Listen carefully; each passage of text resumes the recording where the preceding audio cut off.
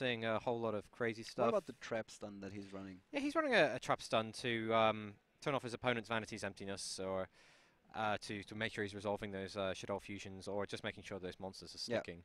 But other than that, I mean, he's got ways to fight back. Once again, the breakthrough skill. He's only running 2 Vanity's Emptiness. Is this going to make much of a difference if you're running 2 or 3? I think it's all about a matter of seeing it as early as Right. possible, is what you're considering with playing 3 Vanities. We've just been given our heads up that they're going to be getting started in about 10 seconds. So we'll be over at the match in just a second. The players, like we said already, they are already sat down. They already shuffled their decks, and now they're rolling the die. Yes, the new rules are in effect for this event, which is actually the first YCS event where we have the player going first doesn't draw rule. Yeah.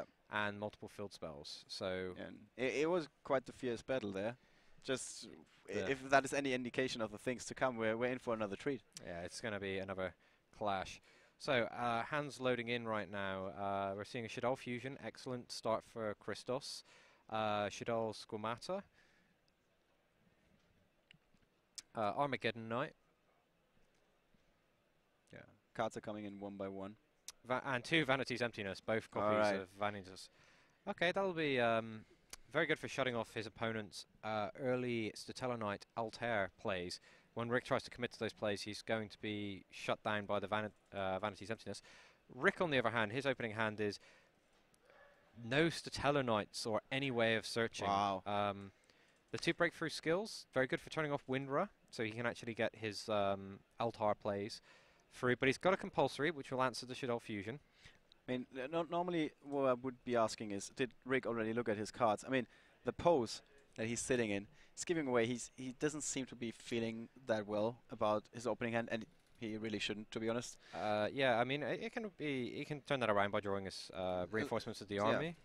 So there are definitely ways for him to get going, but at this point in time, he's not sitting in a comfortable position. Yeah, his opponent, on the other hand, has started Armageddon Knight, sending Shadoll Hedgehog to the graveyard, which will allow him to search his deck for a Shadoll Beast, which he's added to his hand. Right. So you can see the new hand for Christos Mourikis over here. So turn 1, Shadoll Fusion. That is interesting because, I mean, if you don't know what your opponent is playing, I've seen Alpai. I talked to him a little bit prior to the event, and he said, like, when you go Shadoll against Shadoll, you never want to have a fusion monster on the field. Yeah, because you're giving your opponent the free fusion. So basically, he went as far as tributing his fusion summon monsters for the face down beast, basically, half the time, just to make sure that his opponent wouldn't get the free fusion. Is this a risky play here? Going into this blind, unless he has... I mean, he's had got a conversation with Chris, Chris, unless Chris has had a conversation with Richard and knows what he's playing. Yeah, I mean, he could... Perhaps he's trying to bait his opponent in by set the Vanity's Emptiness. Right. His opponent goes to commit to the free fusion summon and then gets shut down by... he can, yeah. So, interesting mind game going on here. Or possible mind game.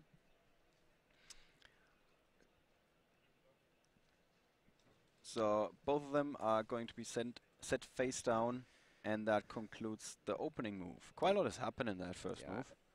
It's kind of one of those plays which to maybe even an experienced player would think, oh, my opponent's committed to a very early board. Ooh, holy heart of the cards. He drew into a monster. It's a monster, but it's not going to do anything. It's Altair, which needs a Satellarknight in the graveyard to get the most out of it. But Richard can't. What else is he going to do? Yeah, at least he's got some field presence now. And his other cards are going to do a lot more when he's got something to protect with them. He's got the compulsory evacuation device, which will answer the Shadoll fusion, and he also has Vanity's Emptiness, breakthrough skill. Yeah. So suddenly this is not looking as bad as it used to. So Chris is probably thinking he's playing against Stellar Chainburn right now with all those cards. Stellar Chainburn. It's like, oh, they make chain links all on their own. It's crazy. If you're playing that deck, you should just tell us. You will definitely have a feature match if you're playing Stellar. I can shake your hand even if you don't. It's just like, that's brave. Right. So this is stakes. Okay. So yeah, we've got a breakthrough skill to negate the Shadoll Falco. This will prevent the game Steam just getting completely out of control. Answering that Falco is ever so important because the Shadoll player can suddenly turn what would look like a bad situation back on your head. And we're going to see a Serpent being summoned. Sorry, not a Serpent, sorry, White Dragon Wyver Buster. Right. And we're going to see a compulsory, sending the Windra. And then he's going to trade off with the Altair. Right. So Rick does need another monster in this situation. Like you pointed out before, or the reinforcement of the army, which would be ideal. He really wants the reinforcement of the army to get the Satellarknight D-Nub, probably to start things going, because he's got a Call of the Haunted, which can then get him back his Altair, and he can start his rank 4 sequence. Right. So run us through the rank 4 sequence. What would be the target that you're going for in this situation? So because of the way the toolbox works, you can look at what your opponent's doing and consider, do I need Castle, do I need Abyss Dweller maybe? Abyss Dweller. And you go use Altair to bring back D-Nub. D-Nub then searches for a new card, and then you can make your rank 4 if you need to, or you can just use the D-Nub for the counter trap if you're keeping that up. Right. Go-Yo Guardian card recently removed back to limited from Forbidden. We haven't seen this card in a very long time. Not been stealing your Stardust Dragons for a while. There's the reinforcements of the army. Wow. Straight out from Rick. Whoa, like a boss. Rick Cherryugi himself would be proud of that move. He needed to get started somehow because his opponent's already getting quite far ahead. This early game being a bit of a problem for Satellarknights if they start off with all of these trap cards and absolutely no way to muscle this match.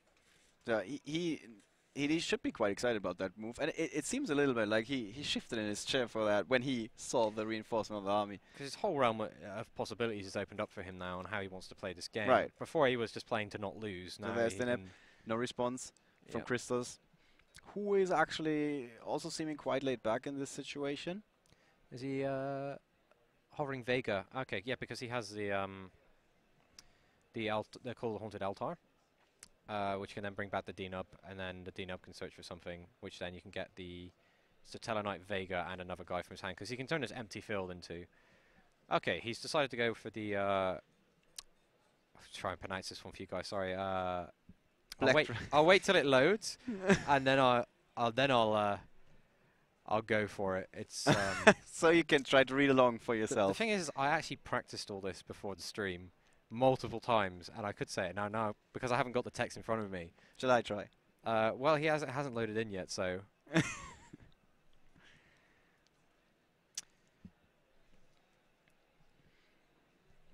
so yeah, it was a summon in pass, and so it's not actually updated my app yet. Christos it's Knight. Christos is acting like he does have a response when.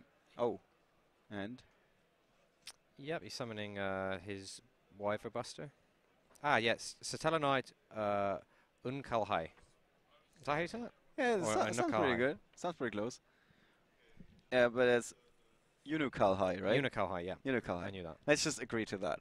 Yeah. So we've got a Wyver Buster, Go-Yo Guardian. The Go-Yo Guardian going to be able to take the D-Nub, which is why it's going to force the breakthrough for skill.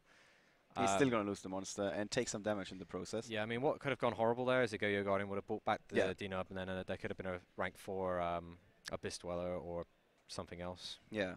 Not sure why I'd go for Abyss Dweller. So, but it certainly seems like Rick is behind in this match at this point in time. Yeah, well, he started very slow compared to his opponent's very good start, but he's making the best of what he has. Right, and if one day can come back with just like 2 cards or something, and it's not Eternity we're talking about. Yeah. It's definitely going to be the Satellarknights. Yeah, and there's a Vanity's Emptiness coming down to shut down the Call of the Haunted. To block the Call of the Haunted into Satellarknight Altar, into Satellarknight D-Nub. So we're going to see that card again. Satellarknight Unukalhai, which is going to allow Rick to send 1 Satellarknight from his deck to the graveyard. This is a very good card for setting up the Altar sequence, and he's also answered the Vanity's Emptiness by destroying the Wyver Buster.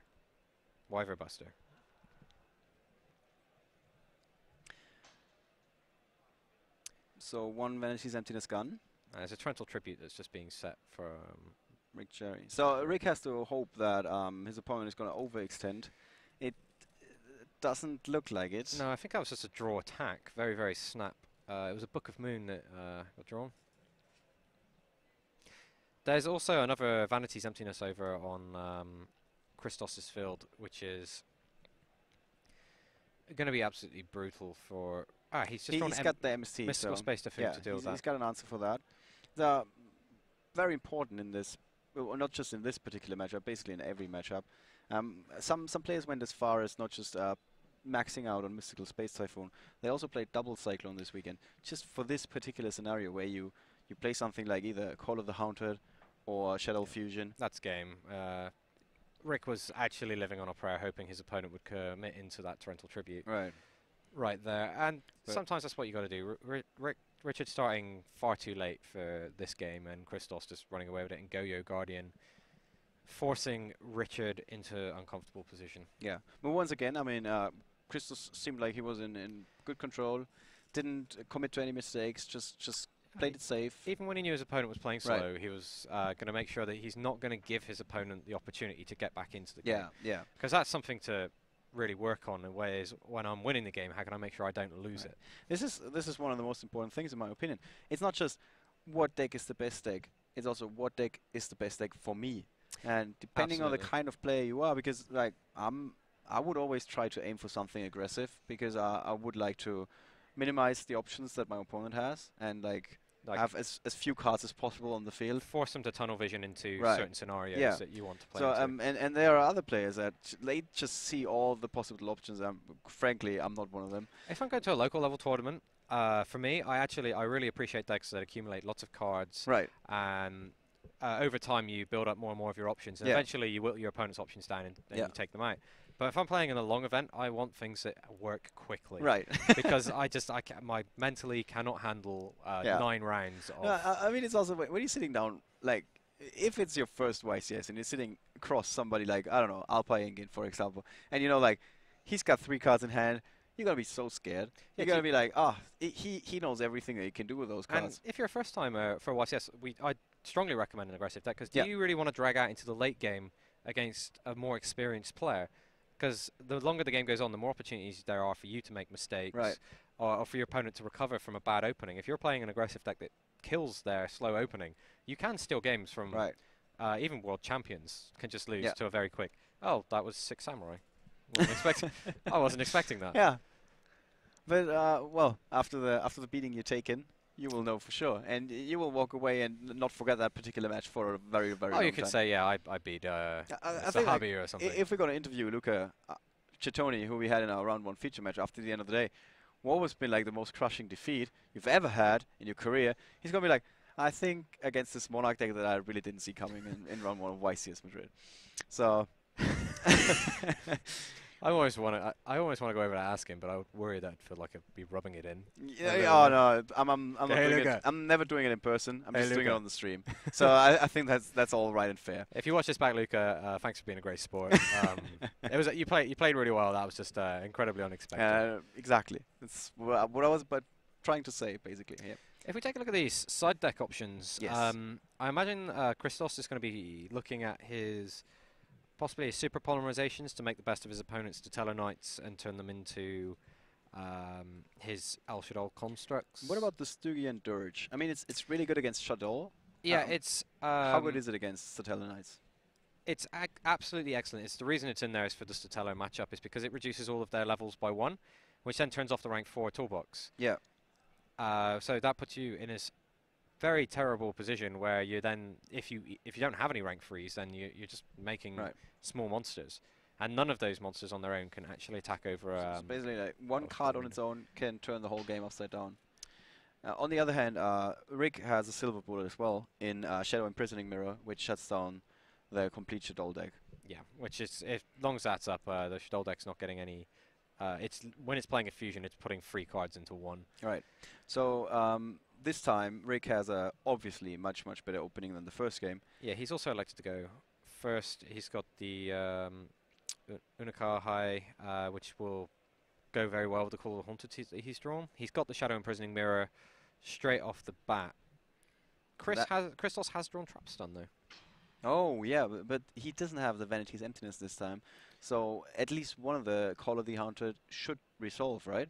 Yeah, the Call of the Haunted will. But the Trapstun, I think, is going to be very important for turning off the Shadow Imprisoning Mirror for one turn. Right. So he for a very crucial turn, crucial play. Well, he also has to deal with the Dimensional Fissure, which is also going to stop the Shaddol deck going anywhere. Yeah. So that's actually 2 cards Richard's got that stops Christos playing Yu-Gi-Oh. That is very, very good opening hand for Rick. Seeing those, does that from the side deck? He's actually it's a one-off, the Dimensional Fisher, and he drew into the one-off. Limited card. So he definitely drew into the side deck cards, which is exactly what you want to see. Going game 2, game 3, you want to see those side deck cards. You're going to play more game 2s and 3s. There's the first Call of the Haunted. Yep. For, well, the obvious target, really. So this time it seems like the whole game is turned upside down, or like it's a very different situation from what we had in game 1. Christos actually hitting his side deck, Djinn Dirge. I'll pull that card up for you guys because there's probably no, I won't. Just loading for a second. No, unfortunately, still working on finding the whole backlog of images. But if you guys are interested in that card, please head over to the database that we have on YuGiOhCard.com, and you can. Right. So basically, it just says reduce the levels of all monsters your opponent controls by 1, which doesn't sound like much, but it really does do a lot. Like you pointed out, if you don't have any rank 3s in your extra deck, your whole game plan just went sideways right there and then. Yeah, because the Satellarknights on their own, there's only so many. There is an attack threshold of 1800 that they can't get past that. So we got a Pot of Duality revealing a Vanity's Emptiness, Dimensional Prison, and that is Satellarknight? Altar, yes. Altar, yeah. So no special summons this turn for Rick, but it doesn't look like he needs them. Yeah, I'm trying to think of what he would have went for if he was playing Ghost Rick Alucard. Does he actually have Alucard in his deck for this situation? To be the Alucard that wouldn't answer the face up. Doesn't look like it. No, he doesn't actually. I don't think he has any rank 3s, so he's looking for those Mystical Space Typhoons. Nope. Yeah, he's got no rank 3 options. So the Dirge is actually quite a big hit for him, or against him. Yep. So both players are in a situation where they have to deal with their opponent's respective side deck cards that are trying to shut down the strategy. It's very interesting. It's very different from what we normally see, where you're just like unleashing your combos and then trading punches and bringing the blows and see what happens. Like, are you still standing after I put my combo on the field? And here suddenly both players are looking at a situation where they're like, okay, so I have to come up with a plan B or maybe even a plan C, because there's not just a Dimensional Fissure, there might also be a Vanity's Emptiness or something else. The very interesting thing there is Richard has the Shadow Imprisoning Mirror down, and he attacked into his opponent's face-down monster without flipping the Shadow Imprisoning. He knows he's playing against Shaddolls, but he's waiting for the absolute best timing for him to put Christos into the worst position, because at the moment he's not particularly worried about his opponent getting that fusion spell.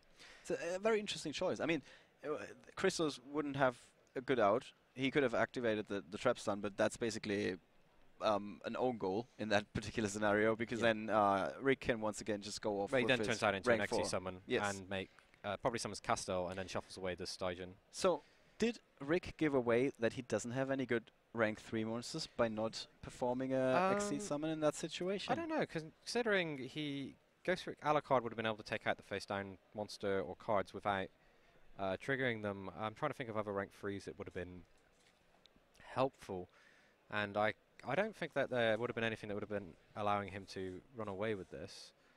Right. So yeah, it's probably a big giveaway. Richard, a very seasoned player, is very aware of this continuous trap and how it interacts with his strategies, and he probably weighed up the options and said, you know what, I'm actually not going to play rank 3s for that. Right.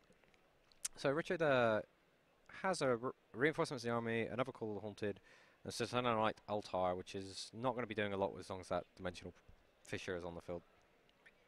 So I mean, the Dimensional Fissure is obviously also working against him. It doesn't do that when you go for the Exceed summon, and so basically, did he not see the attack coming, or that Christos would draw into a monster that could attack over his Satellarknight?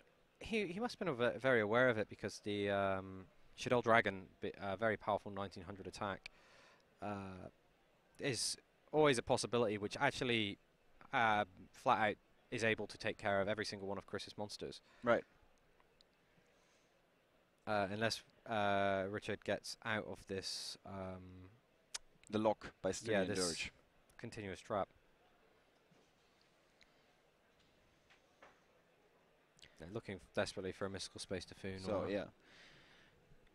Rick's hand, as you can see on the right hand side of the screen, is the Call of the Haunted, Satellarknight Altair, reinforcement and breakthrough skill. Is there a target for reinforcement that could really? From his deck list, no, he doesn't actually. None of the Satellarknights that he could search for, will do anything for him. He has no monsters in his graveyard, so the Altairs aren't actually doing anything. He's actually, ironically, being beaten by his own Dimensional Fissure here. Now he drew into a Soul Charge, if I'm not mistaken. Yeah, another card that's not good when you have a Dimensional Fissure. Right. Yeah.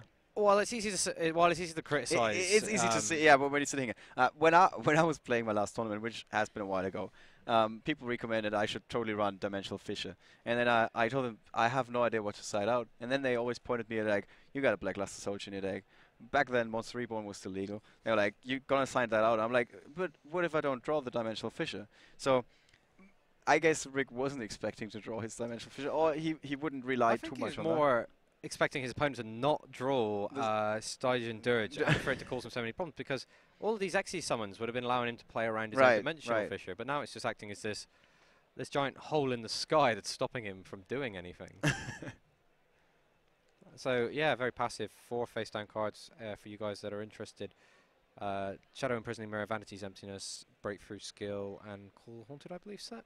It's not actually popped up on my screen yet. Whereas Christos has all the cards in the world. I think he's got a 5 in hand and 5 on the field right now.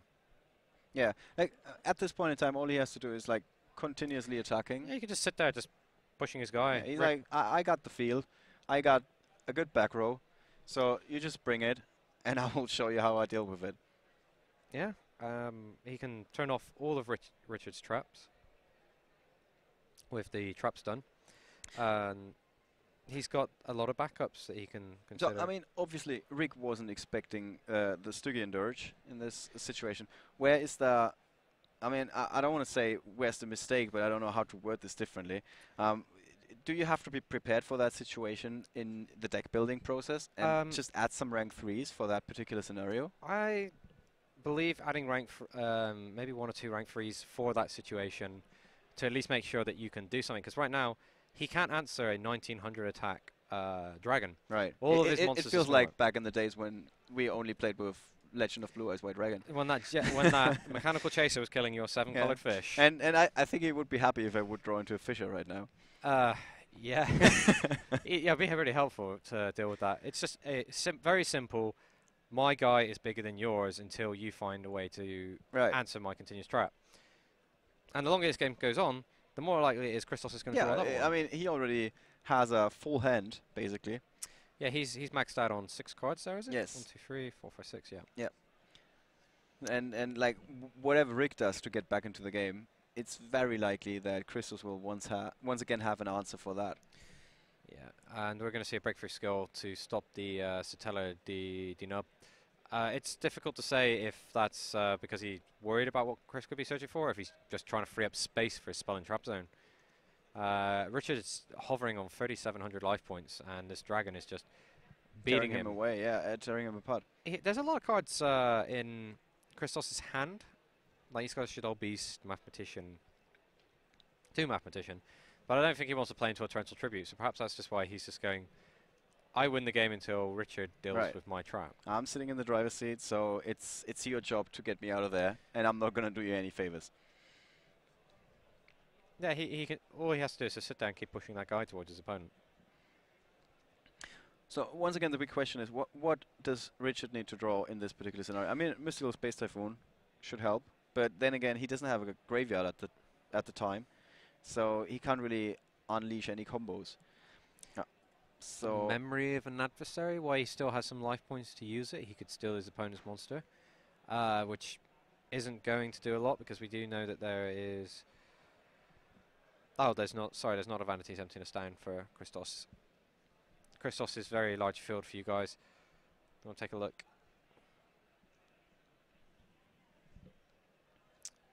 Right. Yeah. you don't really expect this to happen when you're going into that match, I think, where you're like, first you see the Dimensional Fissure and you feel like, oh, this is really not good for me, but then your own card from the side deck. Yeah, these two cards on the field in combination, each player sided in for each other, has clearly put Richard in a worse case. And this is something you have to consider. Your opponent is aware of what the top decks are. You should give them the charity and expect them to have done their own research. And in this case, when you play one, which is very likely because you're playing it, and your opponent plays one, which is very likely because they're playing it, how if there's two of these cards that prevent each opponent from doing something, even overlap and interact? Yeah, some people ask, we've seen that in the Twitch chat, where they're like, I'm not sure if Stygian Dirge is any good against Satellarknights. Well, there's your answer. It's definitely doing a lot. But it also it makes an assumption of your opponent's deck building. Do they play any rank freeze that could be taking care of this, or at least putting me in a bad position? I mean, at this point, he would be happy with the Zen mains, I think. Yeah, Zen mains would have been just causing this, delaying this out, so Richard could, in fact, find an answer to this trap. Right. So, yeah, guys, when you're planning your side decks, actually look at how your lockout cards overlap and how it interacts on the whole. Because in this case, it's just 1900 guy wins, and that's what this overlap has created.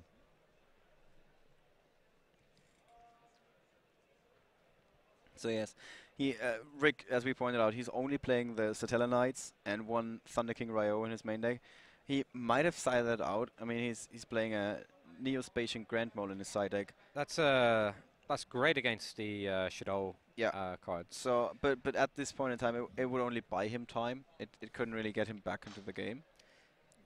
So there's is that the memory of an adversary? I believe that's just been flipped. So he'll be taking the dragon and hoping that 1900 wins against his opponent. So in case you don't know this trap, it's quite a costly investment, but very often it does pay out.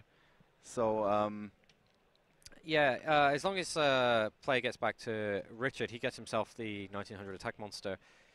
But there's a lot of... He's got so many cards at this point. He has drawn a Blackluster Soldier, but he's got an empty graveyard. Right. So the memory, once again, you still take the damage from the attack, but you banish that monster, so he's finally going to get rid of the dragon if it would resolve. Okay, so we're going to see Statella there's the trap Alpha stun Nova now. Against the trap stun. To negate trap stun and force that memory of an adversary through. Putting Rick extremely low, but he knew how desperate it was to just get that dragon off the table. Now, for that turn... Oh, no, right, the trap stun got negated, so still no shenanigans. And he doesn't have the graveyard for that anyway. So, does he now have to hope that his opponent will not draw any monster that can attack for game? Well, yeah, it's past the battle phase, so Richard knows he's going to get a turn. Right. Although, what we can see from our perfect world view is that he had no way of actually defending himself if there was another attack coming through. Yes. His opponent doesn't know that and doesn't want to play into it. He's got a Shadow Beast that he just set face down. He's actually drawn his second Stygian Dirge. So even if Richard actually answers one, he's going to have to deal with the second.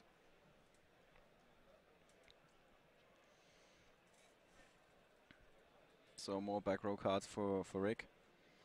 Yep, we're seeing Call the Haunted, Mystical Space Typhoon, and Dimensional Prison was... yeah, and he does fold his hands in a way that seems to indicate that he's quite hopeful, hoping in this situation that he's not going to get attacked. Yeah, the Dimensional Prison, very big here. He has got Mystical Space Typhoon to take out the Stygian Dirge, so he can start Shadow Imprisoning Mirror, which he's had from turn 1. He's going to hold that Mystical Space Typhoon for when he needs to push past his Stygian Dirge. Probably use it in his own turn, actually, so his opponent doesn't have an opportunity to set more cards or during the end phase. Dimensional Prison, very important to stop himself from losing the game. Yeah, and there people say that Mirror Force is better. In this particular scenario, it says, flip this card, do not lose the game. I mean, that's as good as it gets. That's the only part that's relevant, is that it's taking a monster that's attacking you and making it go away. Yeah. Is Christos going to run out of monsters? Not anytime soon, right? He's got a Mathematician, Shaddolls, Squamata, Blackluster Soldier. Soul Charges that do nothing for this Dimensional Fissure. Right. Battle of the side deck cards. So, Memory of an Adversary, that now brings 1900 to Richard. So let's see if Rick can now basically turn this game around with that crucial play. That's the tech card paying off there. I imagine it was more accidental than planning for this situation. Well, but, you know, to give Rick credit, he may have very well considered that. Right. That's exactly what he needs it for. He definitely could have needed it a little bit earlier than when well, he saw it. He's down on 1,200 life points. Yeah. He's not going to get cowboyed for game, which is something that we saw a lot of at the World Championships, actually. There's that last 800 damage. In fact, in Satellarknights, in some of the builds that I was testing with when I first got the set, I was playing the Sky Bridges, actually 2 cowboys in my extra deck, because you could just put so much damage onto your opponent. And if they negated the first cowboy, you'd still have 2 guys and make another cowboy, and your opponent just goes, who plays 2 cowboys? Who plays 2 cowboys? Yeah. Like, who does that? Who has room for that? And then you just answered the question right there. And you're like, well, the guy who's beating you, that's who. So Rick suddenly seems to be in a position here, once again. And now it's Christos checking his face-down cards and his options. And he does have a lot of options here. Yeah, he's got the super polymerization. Yeah, which is a very important card in that particular deck, because your opponent cannot really play around it. Yeah, because it stops the opponent from responding to the card. As an opponent, like you can not really do anything against super polymerization. It will just ends games pretty quickly, and there's a good chance we're going to see that here. Yeah, and it fuses with your opponent's monsters. So in this case, you can turn his opponent's Shadoll Dragon and Satellarknight into a Shadoll Construct. So very defensive approach here. So now Rick drew into a Vanity's Emptiness. The cost of super polymerization is discard a card, or is it send 1 card to the graveyard? I'm just trying to think of how it interacts with Dimensional Fissure. I'm drawing a blank. You discard 1 card. Discard 1 card, okay. Yeah. Yes, that's fine. And well, cards and effects cannot be activated in response to its activation, which is something we should mention here, because I mean it's not your like opponent can't chain Vanities. Yeah. And also no Stellar Nova. Yeah, no Stellar Nova either, very important. Now we're going to be seeing a lot of draw pass. Yeah, it's no longer that the 1,900 attack monster just dominates the board. There's the super polymerization. There we go. And now we would love to see Rick's face in that particular situation, but we can't. Soul Church doesn't do much in this situation. He doesn't have... Richard doesn't actually have... I think he has the Vanity's Emptiness in his hand. Is that actually a Shadoll Dragon I've been talking about, or is it actually a Shadoll Squamata that's been... Because, sorry, it just came up on my app, there's been a...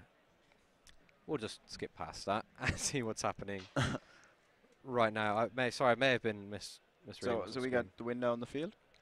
Yeah, we got El Shaddol Winder and Mathematician.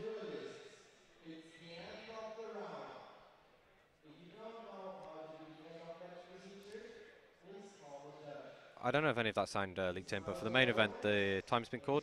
The guys playing in the stream, they actually play on a different clock because we need a little bit of time to introduce the match. Set everything up and make sure everyone understands what's happening. And let's go Space to on his own Dimensional Fissure. That is definitely an interesting choice, but it seems like the only out he has in this situation.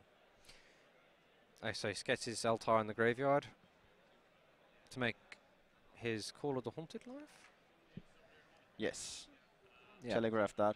But there's an MST in hand for Christos Mourikis, and he's got the Vanity's Emptiness face down, if I'm not mistaken. Yeah. No, he actually doesn't have Vanity's but the MST in his hand. But he says it's fine. He's probably hovering that Mystical Space Defender, taking out the Shadow Imprisoning Mirror when he needs to. Oh, no, he takes out the remaining face down card, which is a Vanity's Emptiness.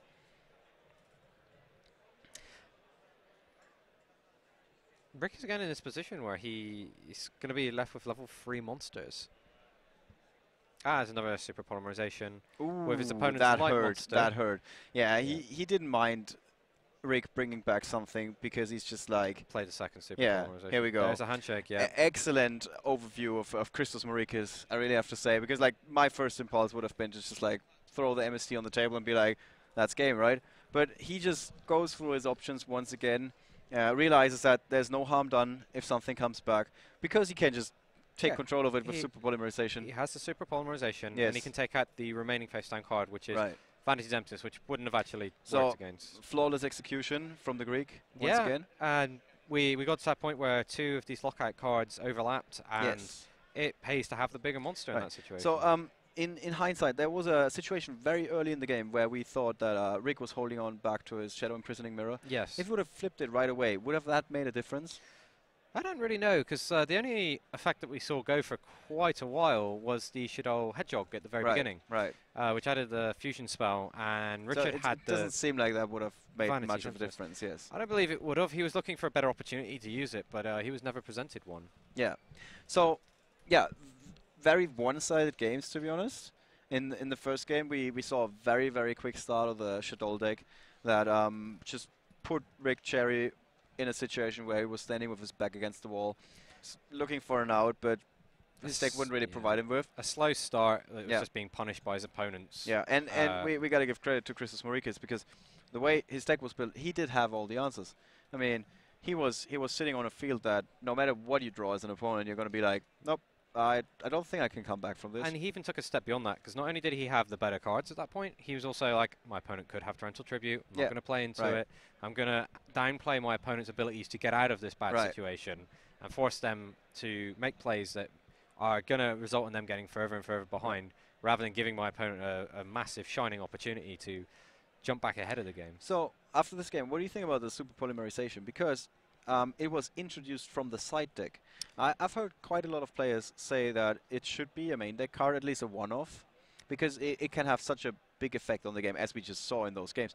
But also, it plays such a big role in how your opponent has to play against you. When he's like feeling like, oh, if he has the super polymerization, have I lost the game right there? Yeah, if I commit to the Exciton Knight, for example, you can just turn it straight into it. I believe super polymerization is one of the best cards in the Shaddolls deck. That's not Shaddolls Fusion. Yeah, so it's so unbelievably powerful, and it's a quick play as well, right? Yes, it is. So it's like in the middle of the battle phase, I can go attack. As we just saw, when he wrapped things up in the middle of the battle phase, I just put another big attacker on the field, and just go for it. It's super polymerization is disruptive. Your opponent can't respond to it. It takes cards away from my opponent. And it lets me play big guys. I think it's just... I think one main deck copy is... It's definitely like a good choice. And also, it can't be stopped by Vanity's Emptiness, unless it's already face up on the field. Yes. But most of the time, you want to save that card for that particular scenario where your opponent goes like, Call of the Haunted or something, and you're like, nope, I'm going to stop you right there. And exactly this one crucial play that has decided quite a few games this weekend, in the weekends leading up to this tournament, is not going to happen when you use super polymerization. Yeah. And obviously it's a good card because he's running 3 in his side deck. So he's not afraid to introduce all of them against particular decks. Oh, well, since he sees the Satellarknights, he knows that he can use all of his opponent's monsters for his Shaddolls constructs. So all 3 of those cards come in. I don't actually see what he would have took out. It's an interesting question what he could have sided out in that situation, right? Probably... Does he take out the compulsory... evacuation? I mean, Satellarknights also go for exceed monsters, so compulsory is